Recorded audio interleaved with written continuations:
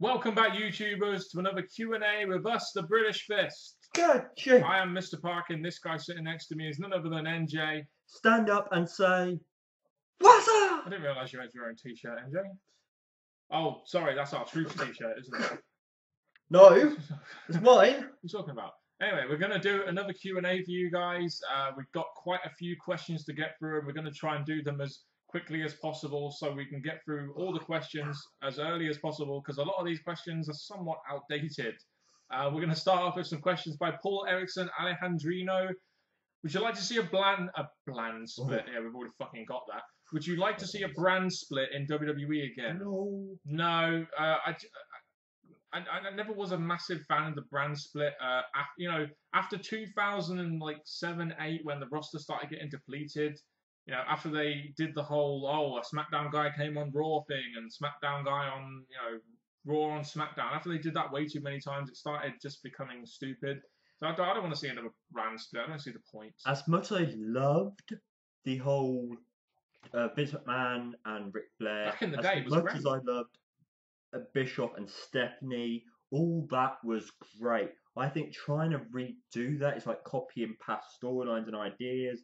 And plus, I've said this before, even though it looks like we've got a lot of wrestlers, I don't think we're going to have enough excitement to make two separate shows with the roster we have now.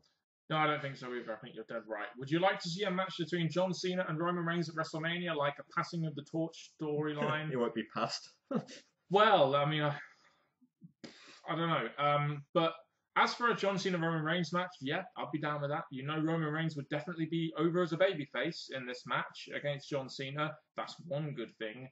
And it's a match we haven't really seen before on a big stage. And I think it's one of those matches you could build up because John Cena's booked as a monster. You could book Roman Reigns as a monster going into WrestleMania. So have these two clash. And I think this could definitely be a good, definitely, whether it be a main event, probably not. It probably should be, in my opinion.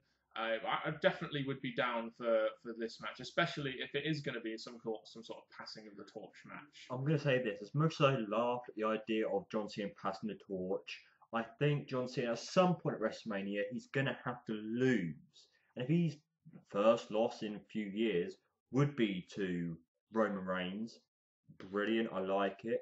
But they'll have to do it soon because, like I said in the last Q&A, Roman Reigns may have to turn heel with the kind of reaction he's getting from fans and the way that there needs to be something that's going to give him a push again. So while he's a face now, have it as soon as possible. But I would like to see it, and hopefully John Cena's first loss at Mania, as of recently, will be to Reigns. Would you like to see a feud between Randy Orton and Bray Wyatt? I don't know why we haven't seen it yet, to be honest, because Randy Orton, even though he's a babyface, has got this sick sadistic side, which I think would work well with the Bray Wyatt character. So I am surprised we haven't seen this just yet. Maybe they're saving it for a bigger pay-per-view. I'd be down with Randy Orton versus Bray Wyatt. I really would. I hate the fact that you pointed out that Orton's face again when we was begging for him to go heel. But to make this match work, unless Bray Wyatt turns into a face and whatever way they're going to do it, I want to see this match. I want to see Randy Orton because he's been better than Cena in some way. He's been losing certain matches that you thought, oh, Randy Orton's going to win this. Why would he lose? So I think Randy Orton giving the win to Bray Wyatt and Bray Wyatt getting a win over Orton, brilliant. Do you think we'll see a feud between Triple H and Seth Rollins? And they've been trying to set it up, haven't they? I mean, you've got Rollins using the pedigree. There has been some dissension between these two. I thought we were going to see it at SummerSlam, but that ended up changing. I mean, a couple of months ago, I would have said yes, definitely. Now, I'm very unsure about the situation. Maybe they'll have Seth Rollins. I mean, if they're going to turn Seth Rollins babyface at some point down the line, perfect person to do it against would be Triple H. WWE are confusing because, like I've always said, I thought they were going to go with Roman Reigns, Triple H. Now we thought they were going to go with Seth Rollins and Triple H. Yes, we've still got a few more pay-per-views until WrestleMania, and with Sting being at Night of Champions, who knows what will be at Survivor Series? Who knows what will be at the Royal Rumble? So it could still possibly happen. do I think it's going to happen? For Seth Rollins to start using the pedigree and there still to be some tension between Triple H and Seth Rollins, I can see it happening. It's just the WWE are teasing it too long. And also, let's not forget that Triple H probably. I think Triple H is in that position now where he doesn't have to wrestle. He is on TV every week, but I think he's only going to save himself for big matches. And I think Triple H versus Seth Rollins wouldn't be a big enough match for Triple H to say, "Yeah, okay, I'll do that." I think that's how it. I think that's how it is. I really do. Who knows? I'm just saying. Griefer Beyond 24. Please describe your guys' reactions when Kevin Owens beat John Cena in the Elimination Chamber. Okay. At first, I was like, "Oh, cool! Kevin Owens defeated John Cena." Didn't expect that. And then about 30 seconds later, I just thought, "Oh, that's exactly what we said about Rusev. Exactly what we said about Bray Wyatt. Exactly what we've said about multiple opponents for John Cena in the past, and they've ended up losing to them the next 2 or 3 pay-per-views." So after that, I was kind of like, "Well, that's the highest it's going to get because it's only going to go downhill from here." It really is, and we all predicted that. Let's face it, we all did. What I hate is, I know in the right of WWE's eyes, you want the best for the company. So the people that were defending this, when I was saying, well, enjoy it while it lasts, people say, no, Vince likes Kevin Owens, Triple H likes Kevin Owens. But they don't, apparently. Well, back when it happened, I just think Kevin Owens should have been the one to prove that Cena cannot beat everyone, and Kevin Owens should have continued got pushed that way. So I think the WWE are not likely going to change anytime soon with the win-loss streak of John Cena and who he puts over. But Kevin Owens should have definitely been one of them.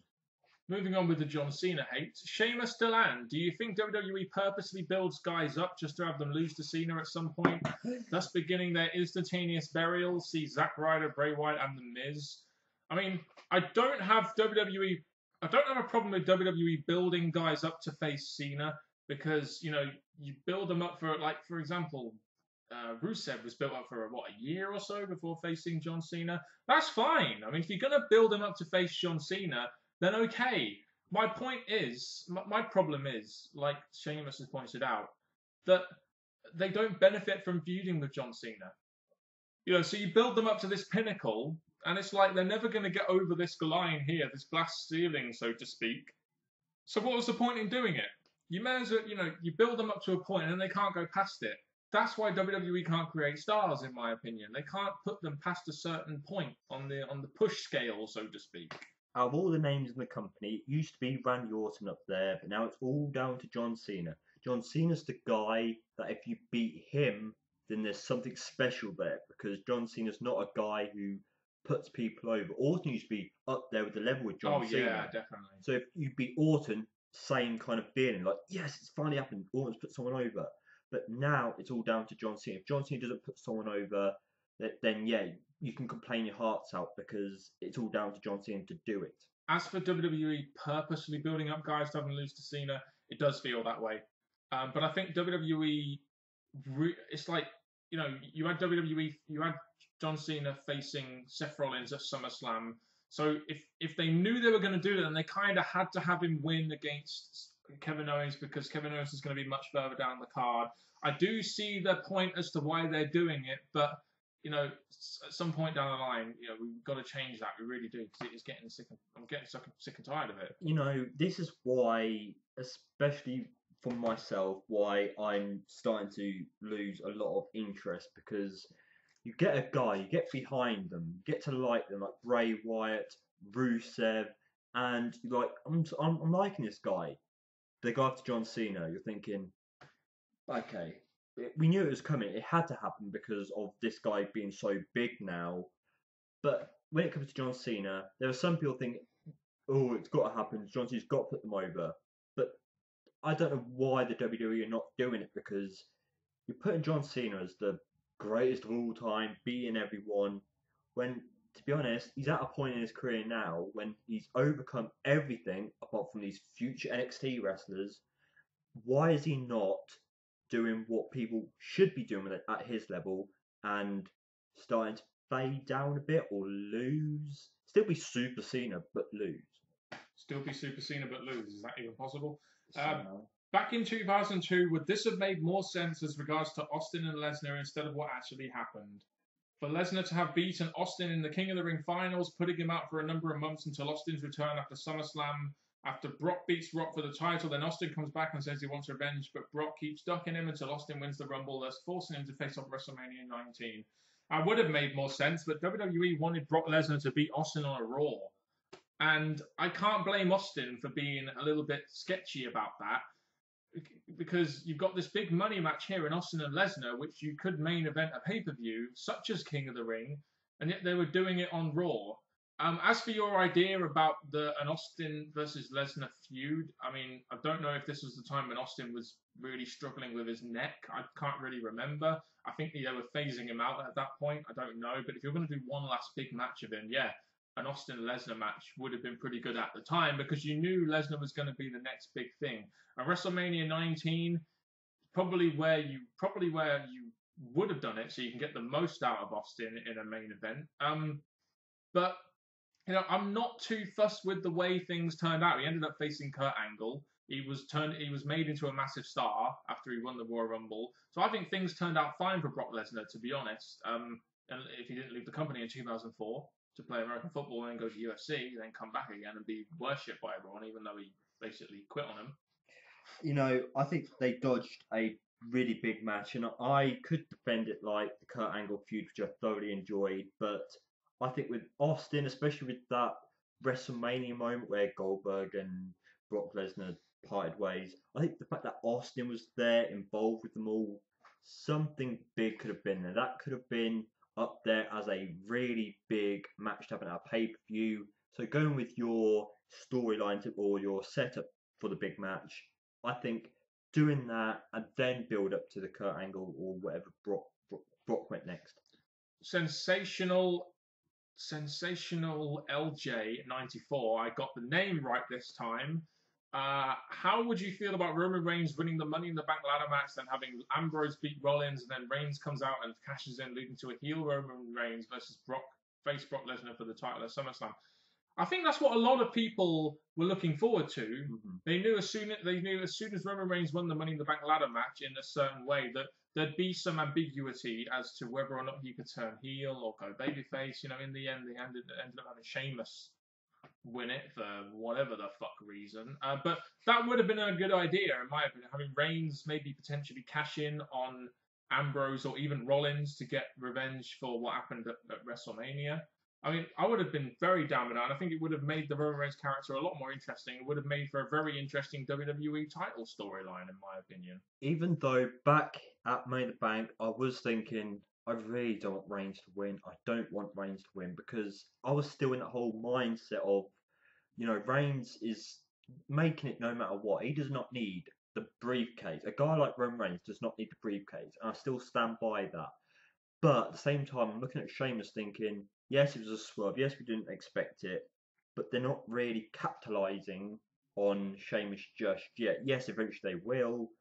But I think I'm happy the way that WrestleMania happened and all that. Reigns not winning was okay. But I'm still not sure what's going to become of Reigns, even though we know he's eventually going to come up there in the main event.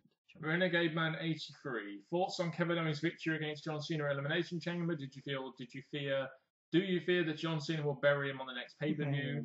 You kind of just pretty much said everything you needed to say in that question. I don't even really think that needs to be answered. Any thoughts on Samoa Joe signing a full-time contract with WWE?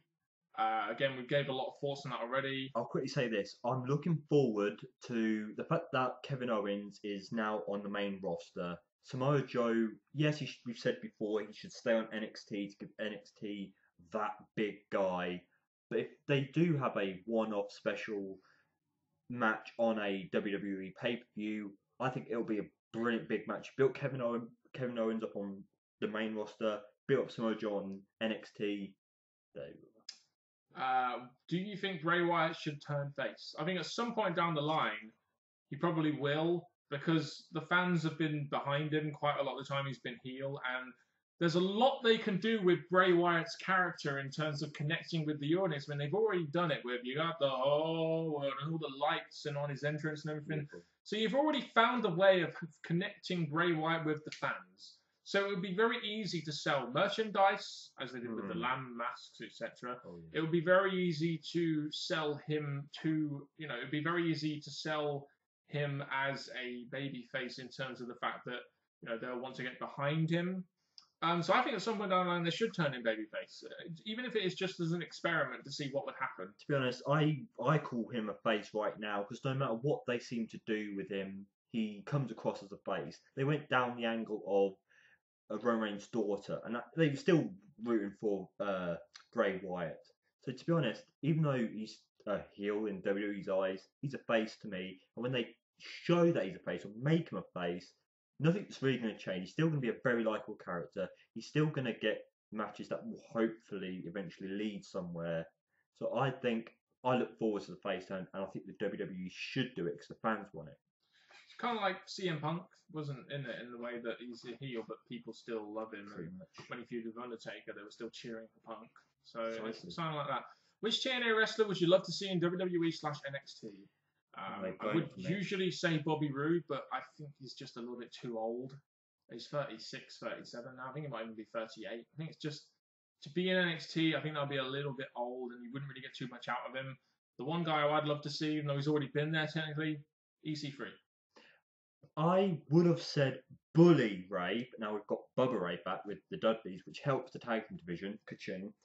But I look at Austin Aries. I think with his departure of TNA now, I think, we're a small guy, but he's still a very likable guy. He was one of our favourites back in TNA.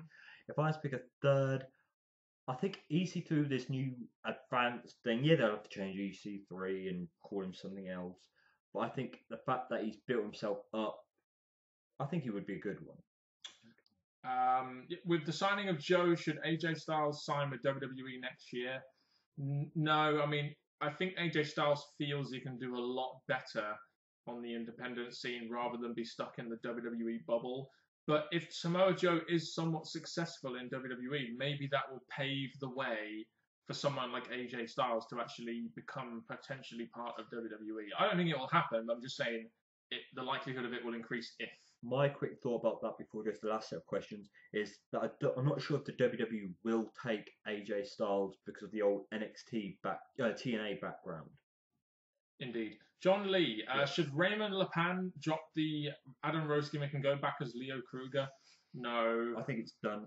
I think Adam Rose himself, sadly, is. Probably, but the Leo Kruger character was boring. Why would you want him to go back to the Leo Kruger character that was just there was just nothing to it. At least Adam Rose was somewhat entertaining. At least it had a purpose. At least it got onto the main roster. At least it was fun, which is something we lack in wrestling right now. So no, I don't think he should drop the Adam Rose gimmick and go back as Leo Kruger. I don't know if he already has or not because I'm not really paying too much attention. They should have done something with him from that program they had where they spotlighted NXT wrestlers. I don't know why they never did. I don't know why they never used that to try and elevate his profile or his character a little bit. I can't remember what it was called. I think it was on ESPN. They did a really good job of spotlighting him as this, father figure and guy who's gone through shit to get to where he is now. And they never even mentioned it when they had his character on TV, which is just idiotic. I think there are many things that show that Adam Rose is not future endeavour, but I think he's not important. He's just there now for the odd match. I don't think he's going to be able to rebuild himself back up from this, so I'll be surprised if he does. Is WWE professional wrestling or sports entertainment? I think WWE see themselves as sports entertainment, but more over time they are becoming more professional wrestling because sometimes that's all you seem to get on Raw. It's match. And if there's no interest, if there's not very many interesting characters, if there's not very many interesting storylines, if there's no reason to watch next week's show because there's no hook, if the shows are boring, then how can you call it sports entertainment? Well, my backhand to that quickly is with the things that the WWE come out with, especially over the last few years, most of it is more meant to be comical than actual proper hardcore wrestling. So if I had to pick up the two, yes, most of the 3 hours, 4 hours are wrestling, but I think the stuff they come out with is meant to be entertainment more than wrestling. It is sports entertainment. I mean, when Vince McMahon was asked, if the lack of competition was hurting them, he said no, because we're competing with other TV programs, we're competing with other entertainment programs, which to some degree is exactly what they're doing. And that's that's the mindset of Vince, and it always has been ever since the 80s when we had the rock and roll revolution or whatever it was called, and Andre the Giant and Hulk Hogan and stuff like that. Should WWE in the authority storyline? No. I mean, the thing is with the authority storyline, it's such a big part of the show that if you didn't have it, it would really be lacking, I think. In the same way that if John Cena wasn't on a Raw, I think the Raw would be lacking. What? That was beautiful. That was beautiful. What? That if John Cena wasn't on Raw, that it would be lacking? Oh, I heard it wrong. When I heard John Cena not on Raw, I was feeling very happy right then. You picked your own words to hear there, didn't you? Yes. Anyway, go on. But I think many people are getting sick and tired of the authority, especially the opener, and especially with their involvement because they've been going on too long. But I think you need the big. I've said this many times. Yes, they may not have to be on TV every opener, but they are the top heels that could step on anyone whenever they wanted. So I think having them there is going to cause bigger storylines when and where needed. So I'd keep them around. Thoughts on EC3, aka formerly known as Derek Bateman? I feel sorry for him. I really do, because I think that TNA is the one guy that TNA has done a half decent job of making their own and building him up. But it's just a shame they're doing it at a point where no one cares about the company unless you're one of those 200 to 300,000 people that watch every week, as opposed to the million plus that they used to get. So I thought the EC3 character was good since day one, and I was a bit skeptical as to whether or not they could build him up, but they have done. They gave him the World Championship. But they've done it all at a time, and they've done it all a bit too late when no one really cares, unless, again, you're part of a TNA Asylum website or something. When it comes to EC3, yes, as Mr. Parker said, I think TNA is building him up so great that he's their top name right now. But I think with the way they've built him up, I think if TNA does start to fail, he has potential to go anywhere else afterwards. Do you think WWE dropped the ball on Fandango? I'm not going to read out your typo, John Lee. I just think that is a little bit immature. But we're going to answer the question anyway. I think they did drop the ball on Fandango. I really did. When he first came in, I thought that he was a really good heel. And then he defeated Chris Jericho at WrestleMania, had the Fandangoing thing going, and then just kind of fell off the wayside. And I was like, how does that even happen? It's kind of standard procedure in WWE now, isn't it? Get over and then just not work and then just go to nothing. I think one of the biggest mistakes was the Jericho match.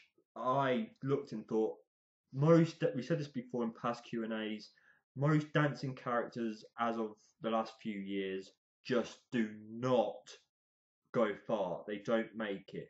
So to have you beat Jericho, that was meant to be proving us wrong or something new.